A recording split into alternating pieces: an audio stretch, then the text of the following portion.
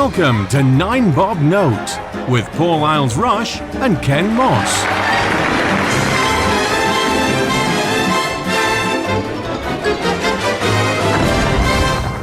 Hello and welcome to 9 Bob Note. I don't know what happened there. I'm Paul. And I am Ken. That was the ecclesiastical version of the opening. Ubi et Orbi. Yes. Anyway, yeah. Nonsense aside, I'm sure you've got a very serious topic lined up for us. Absolutely. So over to you, Ken. Unite the Kingdom. Oh, God, yeah. I bring this up because we're a few days after. Oh, my God. If you don't know what this is, where the hell have you been? There was a big rally in London organised by Tommy. No one's entirely sure what it's about. It was just an awful lot of people waving flags from around the United Kingdom and marching on Parliament Square. I've tried to look at it from both sides because as I may have said once or twice before, I'm politically neutral. I don't really have an axe to grind, and I look at everything from a position of what's all this about and why. At the moment in the country in 2025, there's a great groundswell of patriotism and nationalism. And the two are getting a little bit blurred. A few months ago, we had the county elections, which nobody gives a toss about the county elections. And yet all of a sudden, we saw a massive turnout for reform, which saw an awful lot of reform councillors elected. Nobody saw that coming. I certainly didn't see it coming. And I certainly think that the government of the day and the opposition didn't see it coming either. That is very symptomatic of a populace that have just got to the end of, you're not doing what we want you to do. And I've said this for years, the loudest voice you have is at the ballot box. If you don't like something or you don't like the local council or the government, vote with your pencil, because it's the only way. It's the loudest voice you have. Again, looking at the protests for what they are, it's a very easy label to pin on it as, oh, they're all racist bigots. And of course, all the photographs have been of the meatiest thugs they can find, tattooed from head to foot, looking like they've just stepped out of the nearest police van. But again, listening to more measured interviews with people that have gone, that aren't in the mainstream, there's a lot of different feelings involved. It's not just all this stop the boat, stop the boat. I think the groundswell of feelings from the majority of people is not so much what it's being painted as. It's just a case of, you're not listening. And I think there's far more to it than one issue that you can just peg it down to, and calling people Nazis and bigots and racists and all the labels, the lazy labels that are pinned on people. I don't agree with you, therefore you are. And I've never, whatever flag you fly, whatever cause you've got, if your only comeback to anything, whoever you are, whatever your cause is, if your only comeback is to pin a lazy label on somebody, the end. You've lost my attention. Now, come back to me with why you disagree. Come back to me why these people are wrong, and I will listen to you all day. I want to know both sides. But all I've seen coming back is rather lazy labels, and these people are awful and they should all be ignored. That's going to go nowhere. If somebody's opposing something, like we've gone through many topics on NBN about rights for this, that and the other, and now, going all the way back to Stonewall and the Wolfenden report, all that was a groundswell of opinion that had moved in a certain direction. Listen to us, please. Now, it took a long time to get where it needed to be, but sticking your fingers in your ears and going, la, la, la, not listening, you're wrong, it led to an awful lot of misery. There needs to be, on both sides, whatever the topic, on both sides, the extremes need to be completely ignored. Talk to the people quite close to the middle on both sides and see what the beef is.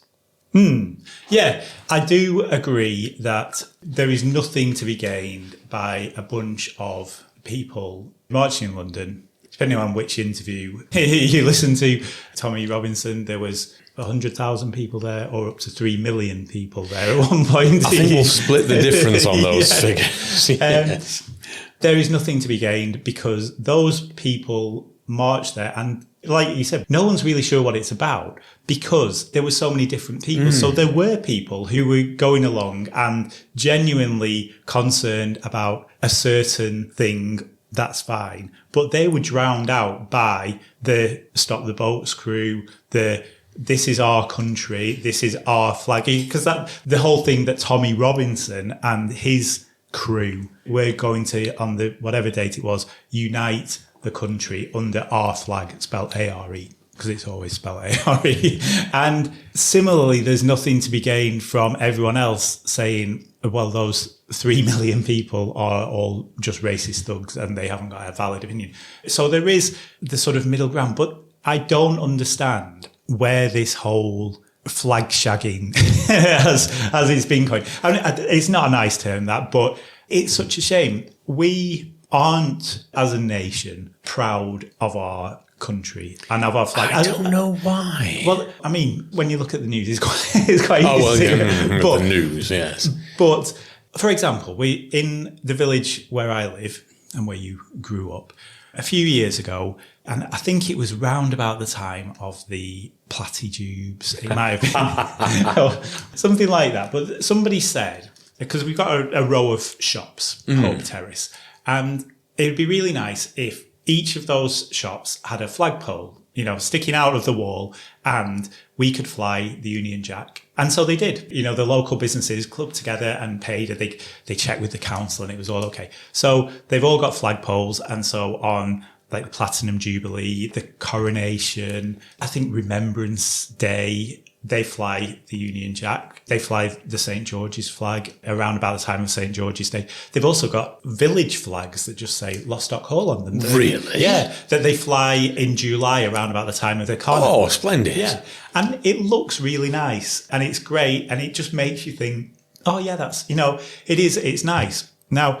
what happened a few weeks ago is that somebody decided that wasn't patriotic enough and what we needed to do was fly mainly the England flag, but from every lamppost in the village, they arranged a collection and various people put money in. And they went round and there's now England flags flying from many lampposts in the village, tied on with cable ties. They didn't really have ladders, so they're about 5 feet up. Yeah. The Union Jacks that are there are all upside down, as are a lot of the England flags, which you'd find would be quite an achievement to fly the St. George Cross upside down. But unfortunately, they bought the ones that say England across the middle, and they're upside down. Now, they didn't do that to show that they were patriotic or they were proud of their country. And it became clear from the comments on the post that we are taking our flag back. We are going to show those people, if they don't like our flag flying in our country, ARE, then they can go home. I put a comment on, not saying that it was a bad idea. I put a comment on saying something like, well, maybe instead of showing our patriotism by putting £100 into a flag collection, maybe we could raise money for, something nice, for a good cause or something like that. And I got a load of abuse. Why do you hate our flag? You should go back to where you came from. Awesome. Yeah, exactly. But I guess the way you were saying at the start is the way that you see all of the people who turn around and say, well, if you're flying a flag, you're racist. If you go to this protest, you're a racist, which there are a lot of people who react like that. And that's not nice. But I also see anyone who was in that crowd who said, I don't like those protests, or I don't like these cheap flags being flown, then I'm what's the opposite of patriotic? A traitor. Whoa. A sympathiser. And it's not uniting us at all, is it? I think the problem has come, again, looking from a position of neutrality, it's crept in, as these things always do. I'll say right from the off, Britain as a whole is a massively tolerant country. It's very welcoming, and we have been for a fucking long time. I would say ever since the war. Yes. We've welcomed different creeds, colours, races, everything into the country. Well, there's been the odd rumblings, but it's been basically come in and people have been given They've been well looked after when they come here, and anyone who doesn't, particularly in the past, certainly the 21st century, there are consequences to that. You will not behave that way. The flip side of that is that there has been, and it's undeniable, the St. George flag and the Union flag, they've been adopted by the far right. Now, that might well be true. There are certain far-right groups that have, they've used the Union flag and the St. George's flag to extol far-right views. They are far-right views. But the upshot of that is anybody that is then caught waving an England flag is therefore a far-right symbol. And that's been the message instilled in the country for a good long while now. And I mean, you know my feelings on Wales, but you drive into Wales, the very first thing you see in Wales, a big electronic Welsh flag that all the way down the A road that runs around the outside of Wales. They're in every town. Wales is very patriotic. I mean, it's damned unfriendly. So we'll discount Wales, but they fly their flags proudly, and good luck to you. I mean, I don't like Wales, but you've got a good national identity and fair play to you. You go to Scotland. Everywhere. You are in Scotland. Yes. Every road sign, the saltires on it, and the flag is everywhere. People are proudly Scottish. They're considerably more friendly than Wales. But again, their national identity is steeped. You know you are in Scotland and people are Scottish here. Northern Ireland, I gather, is pretty much the same, although I don't know Northern Ireland at all, so I can't comment. But again, people are proudly either Northern Irish or Irish, and particularly Southern Ireland, that's infected the entire world. St. Patrick's Day it's a global holiday now. In England, it's less so, and I think that the pushback has come from, if you fly the England flag, you're far right. So there's been a gradual, not ban, certainly, it's nothing like that strong, but a tarring with the brush of people who've done nothing wrong. And if you do that long enough, no matter what the cause, no matter who those people are, if you sort of castigate people for something perfectly innocent, which you then choose to view as whatever, far right or Nazi or whatever label, eventually those people are going to get fed up. Let's be honest, the vast majority of people in the country are not far right. They are not horrible. They're not racist. The vast majority of people aren't. You're talking a tiny minority on either end, but they're always the loudest. Yeah, and I think that's one of the things that's a shame, because particularly the England flag has been adopted as a far-right symbol by certain groups. And as you say, people are now genuinely scared, or not the far right, we'll leave those about, but normal people are probably a little bit scared if I show support for the flag, if I fly a flag, outside my house. If I was in Wales, I would quite happily fly a Welsh flag, but I'm for fear of death. Yeah, well, yeah, I have to. It's the law. Yeah, but why? But I wouldn't do it in England because of the fear that people would assume that I was far-right racist. Which you are clearly not. And it is a shame, because we should be proud to be English. And it is those idiots. And, I don't know why so many people turned up in London at the weekend, but a lot of them were there because Tommy Robinson had told them to go there. And he is a far-right imbecile. His sole purpose is to stir up hatred of people who aren't like him. And his followers, no, I'm not saying all 3 million, but a lot of those people who went were there because they believe what he says. And that is why people are pushing back against it. But there should be the middle ground. We should be united. But there was one clip, and as you say, all of the focus from this weekend has been on the thugs and the amount of people arrested and stuff. But there was one clip of someone who was chasing a brown person down the street. Well, I really shouldn't laugh at that, but it sounds ridiculous. Yeah. They were described in the news as a brown person. Yeah. Possibly not a reputable news agency, but they were being chased down the street and basically told, you get back to where you came from. And their response was, I came from here. This is where, this is the house where I was born. So the England flag it does, but it should represent everyone who is English or who calls themselves English or British, obviously not Scottish, but, and that's the way it should be. It's our flag. So when you have things like this campaign to unite the nation, which is the topic of this episode, that should be a good thing and that should be great. But the purpose of Robinson in organising this was not to unite the country. It was to unite white men, straight white men. And that's it. I must disagree on this. Now, I'll say it quite outright. I am not a supporter or a fan of Tommy Robinson. But like with everyone that I may not agree with, I will at least listen to them and hear them out. Now, if at the end of that I still think they're horrible bastards, Piers Morgan, we've not used the alarm for a while, but there it is. Katie Hopkins, she was there on Saturday. We should have a Katie Hopkins alarm. These wagons of police officers turned up and deported my arse. We could have a fanfare when she finally shuffles off this mortal coil. Do you want to get cancelled? Yeah. Steady on, old boy, steady on.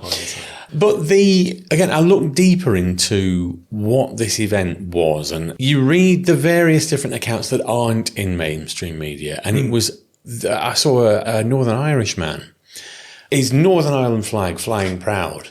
I said, look at this. The old foes, English and Irish, coming together, watching a black dance troupe on stage and New Zealand singers and the whole thing, everything that wasn't reported and the whole thing. And you listen to people talk on this thing. There was a live stream. None of it was shown. And the whole tone of the thing was the country has been riven by years and years of telling us that we have to be a certain way. We have to accept a certain thing. Things going a certain way. And if you dissent against that, you're a racist bigot. Now, that in itself, the general direction of travel is be nice to each other. The actual direction of travel is 1984. And that's not healthy. You cannot silence people from having thoughts. I mean, the world at large, there is the correct way to think. There's the correct view to have. And if you dissent against that, then you're in risk of being cancelled there, mate. Now, that's not to say that any dissent is acceptable or it's a laudable way to behave. But what that does is stymies, if you have a different view, you should be scared to voice it, because of what should really happen is, I've got a different view. Well, here's why that's not a very nice view. Here's where you're going wrong with it. Here's where your facts are wrong. Rather than, as is the modern trend, as I said ages and ages ago, the pendulum will swing back more towards the middle. And I think the pendulum is swinging back more towards the middle, where people can express things and not be in fear of it. It still doesn't mean that you're right, but at least you can say it and be argued down, rather than you can say it and out.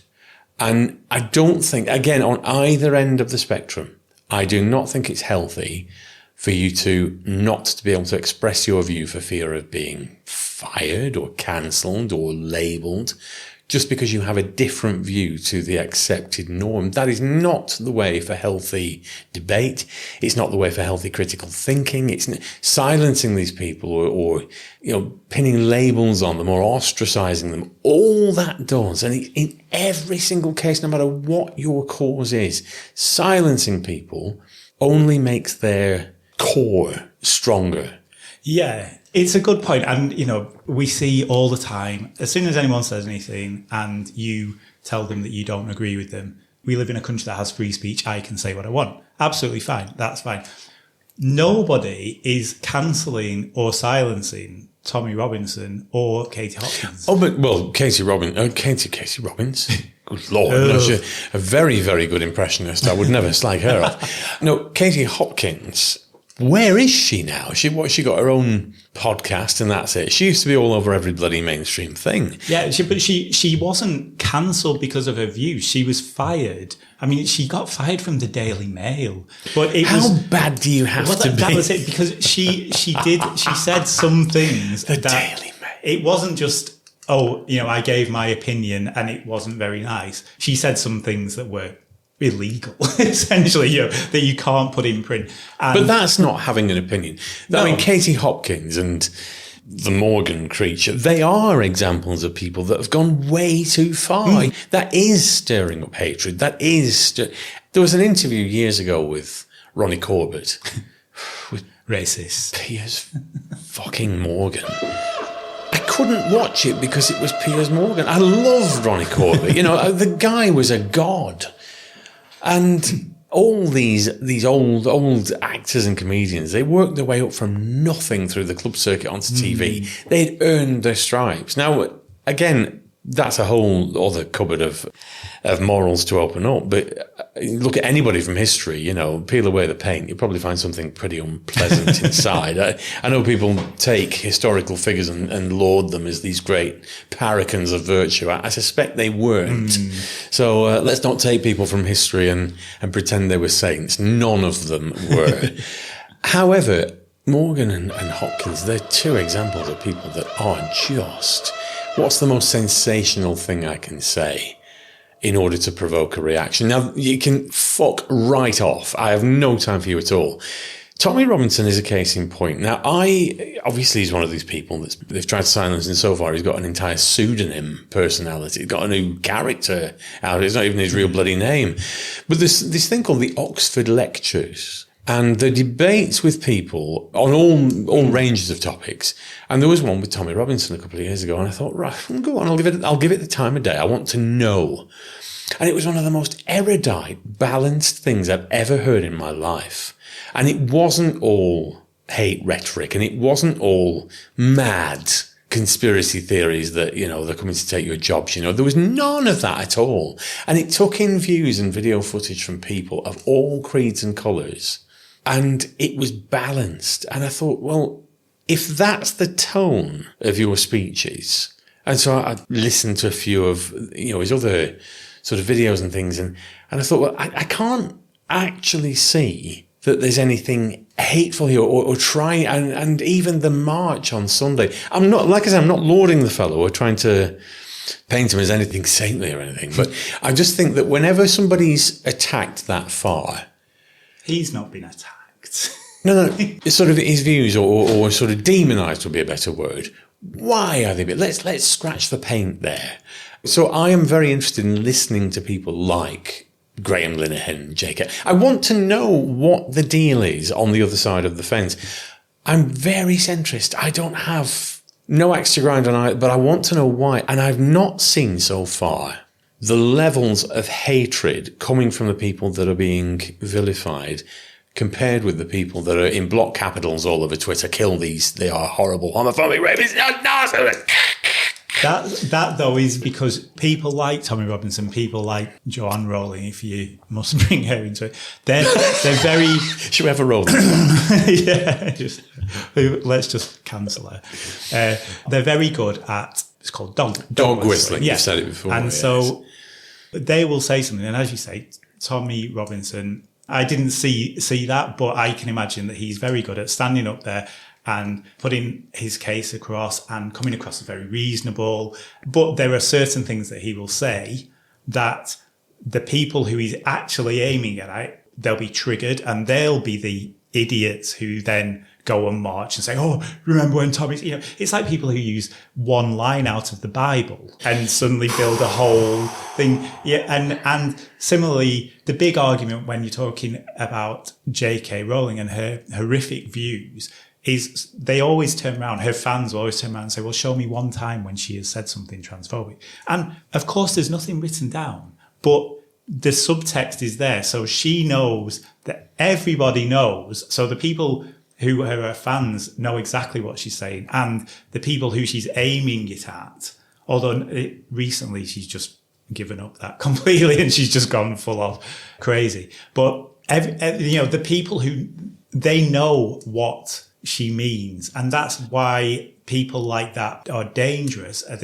Tommy Robinson, and he may well be a very intelligent person, but he knows what to say to trigger the idiots, and they're the ones who will go out, and they're the ones who will riot, and they're the ones who will burn mosques down and stuff in his name, and he can just sit back and say, I never told him to do that. That isn't what I meant at all. That's a fair point. The only thing I would say with that, and that door swings both ways.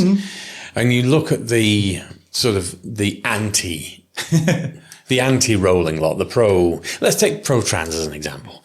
Just normal people who believe that everyone has rights. But I'm not talking about normal people. I'm talking about, you've mentioned there, people that will be dog whistled on the far right to go and have a Southport riot for some reason. Yeah.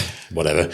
But on the other hand, you've got the Black Lives Matter riots where somebody said one thing, like, well, I didn't actually mean that at all, but, let's go and smash out COVID, we'll go and kill the police. What the hell? What are you doing?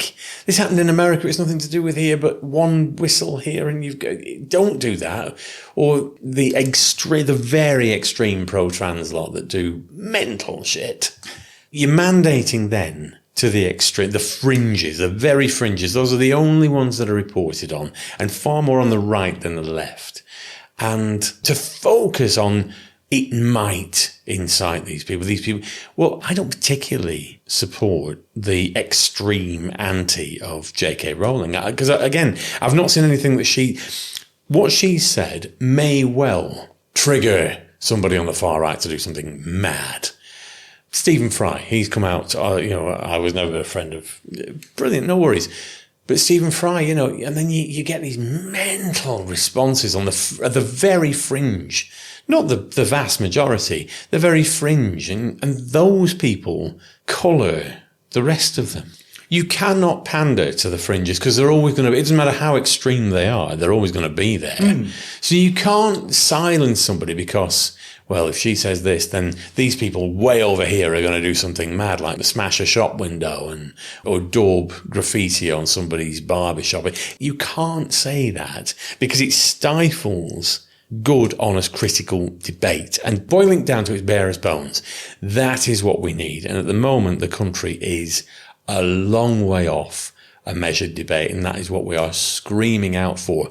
Because if we don't do it soon, what you're going to end up with is a far-right government. You're going to get the silent majority, the people that never vote. They're going to come out in swathes to vote because they don't feel listened to. Because if you do say something that dissents, we'll shut you down or we'll label you as far-right or a Nazi or whatever. And it will be exactly the same if you were on the other side. Well, you're just far left. You're wokerati. We're not listening. That's going nowhere. All you're doing is trying to silence a group rather than listening to their views sensibly and debating it and saying, right, there must be some middle ground here. We can compromise for everybody. What are your problems? Why are they problems? Well, these are why we think they're not problems. And right, middle ground. That's where every problem is solved, the middle ground. And we've lost the way because at the moment, all I see in the world are extremes. And that's the end of that. Yeah, and that's it. It's just people shouting at each other and nothing gets done. But then you have one group of people who feel like they're being attacked, so they attack back. And we don't talk about positive. And we have for a very long time had a government in this country that won't do anything, won't react to anything. And so you mentioned a few episodes ago, which was last year, the issue, and immigration is a big issue. It is, and it's something that needs to be addressed. Our government isn't doing anything about it, and when they do say they're going to do something about it, it's nothing. It's a nonsense. It's just to words. give a context. While we've been recording, there's been a news alert that the first person from Eritrea that was supposed to be under this 1-in, 1-out deal. He's been granted appeal that he doesn't need to be deported. So it's falling at the first hurdle. The one thing that, sorry to cut you off, but the one thing that really bugs me about this immigration thing is that the loudest voices are from very leafy suburbs. And regrettably, burying your head in the sand and saying it doesn't happen is not going to, and that's on any topic. This isn't happening. Well, it is happening because your community might be a nice little leafy suburb. Talk to somebody in a terraced area or in an inner city or in a very poor area where there are houses of multiple occupation. I don't say this as rhetoric. I've lived in those areas and I've witnessed it happen. I'll take Accrington as an example. Great Harwood, Clayton, Altham, for God's sake. And these are places that you never would have thought that would have been a problem. All of a sudden they are. And the rhetoric in the media is, well, this isn't a problem. Welcome refugees from people in Kent. That's just an isolated example of one issue. There's millions of others, like gas prices, for example, polluting the waterways, etc., etc. There's any number of things, but if you tell people it's not happening, eventually they're going to say, well, that's bollocks. It is happening. And you're not listening to me. I'm going to do something about it. Yeah. And then you do get, on the immigration thing, then it suddenly becomes a bigger problem that it is. So it is happening. There are issues, but asylum seekers aren't to blame for 99% of the problems in this country. We, as a country, have brought on a lot of this ourselves. No, we've brought on all of it ourselves. This. But the asylum seekers are easy scapegoats, because they haven't got anything to come back on. It goes back to what you were saying. We get to an election and the leaders of the parties, nobody knows who the leader of the Conservative Party is. No idea. Keir Starmer, whatever. And the leaders of the main parties just sort of say, we'll see what we can do. Nigel Farage, who I think we can What's the most populist thing to say? Yeah, that's it. He says, if I became Prime Minister, I would stop the boats within 2 days. And I would raise the two-child cap. Yeah. And then when are you insane? And then people ask him, well, how would you stop it within 2 days? And he doesn't know. But the scary thing is, he really could win the next election. And then people are going to turn around and say, okay, you made all these promises, and he's not going to be able to keep any of them. And then we're going to be back in exactly the same position that we're in now, just with somebody else in Downing Street. So, I mean, we could go around in circles, but I think sort of bringing it back to the topic of the of this episode. Your fingernails clawing. Yeah. I really like the idea of, and the motto of unite the nation. I think that a lot of people misinterpreted it. Yes. Now, whether that was deliberately misinterpreted, but then also there were a lot of people who said, well, this is just going to be a racist march, so I'm going to go and counter-protest. I don't care what the reason is. So again, both sides, extremes. But if we could have something where we do unite the nation, unite our flag, but unite everyone who it applies to, I think it'd be a really nice idea. And maybe that is what Tommy Robinson intended. And it was just misinterpreted. My general view of it, yes, you're going to get the go back to where you came from crowd. I genuinely think they're in a minority. It's just they're a very vocal minority, as they always are. Again, you know me, I've always flown the flag in my house. There's one of the bloody Union Jack in my front window. Always has been.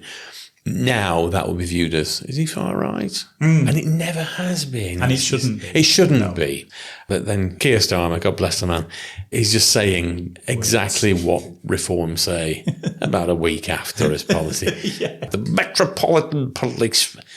Keir, just go. I'm hesitant to get out the old feather boa and dance around this, but fuck it, let's do it. What do you think?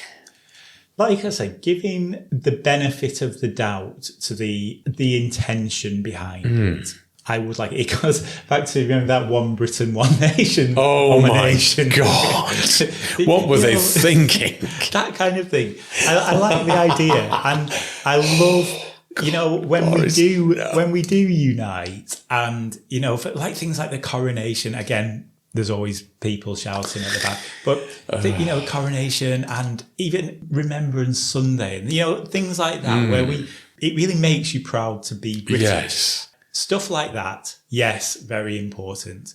Extremist idiots on both sides, not very important.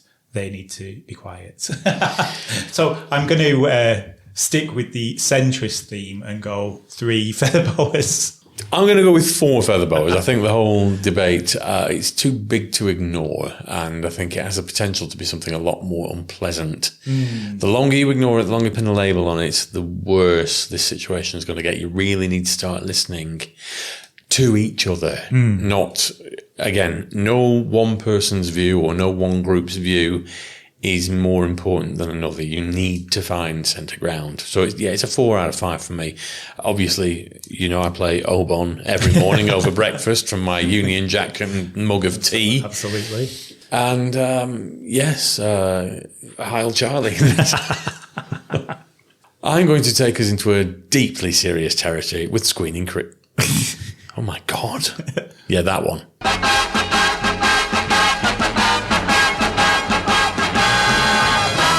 George and Mildred. I thought we'd better lighten the tone. We have been very much by accident watching George and Mildred. It sort of auto-played on ITVX or whatever. And I looked at Dawn and she was, really? Well, it's on now, isn't it? Go on, we'll give it a go.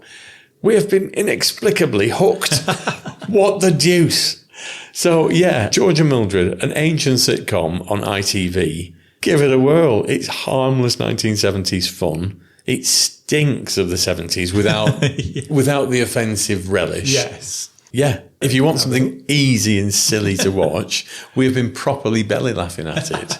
And I can't think there's many things that I've done that to recently. No. Well, let's give it a go. George, I never thought I'd be saying that on this pod. I'm going to go and load up ITVX, and in the meantime, we'll go and polish off our upside down St. George's flags. Tommy! Tommy. And we'll see you next time. Tatty bye.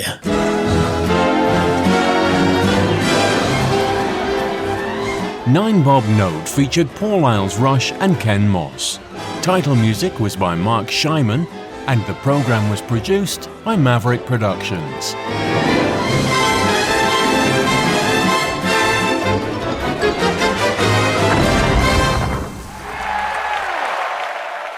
For more information, please visit maverickproductionsuk.blogspot.com or find us on social media.